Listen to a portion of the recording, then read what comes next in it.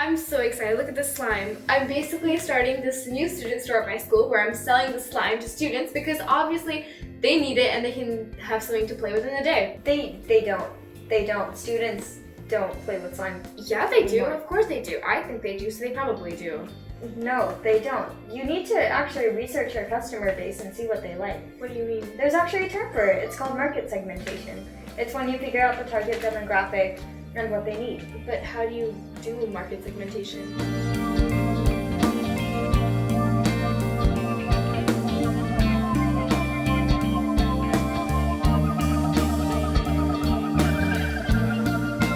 Well, there's actually several steps. So step 1 is to brainstorm, which means you just come up with a bunch of market opportunities. And no matter how big or wild they are, you can still use them, which allows you to expand your horizons. So basically gathering ideas, combining them as a whole, and choosing from them? Yeah. Oh, and is this where research comes into play? No, that comes later. Oh, okay. So what's after brainstorming? After that, after you've got your huge list of ideas, you want to start narrowing it down to the top 6 to 12 ideas to see which ones have the most potential. But why would you narrow them down when you have so many great ideas? Because you might not be able to really use some of them in the real world. So basically narrow them to the most realistic ideas that you could actually have a chance with. Yeah. And then after that comes the research, where you go out there and you actually ask the customers, would you like this product? So market research, basically? You go out and you ask your targeted customer base what they want. What else? Can you elaborate more about market research? Well, first of all, you need to have a high level of intellectual curiosity, and you also need to be really fearless about going out there and getting on the phone to ask people questions. So researching about your product to see whether people actually want it, and then talk to people that are relevant to the product so you know whether it'll actually be good for a target audience. Yeah, that's actually perfect. Oh, okay, I see, I understand now. So what are the 3 most important points again?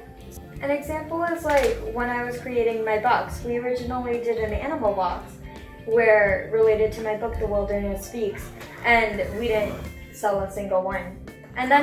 But then we did more market research to see what the customers wanted right now, and we created the Sania box embedded computer, and that's actually doing pretty well.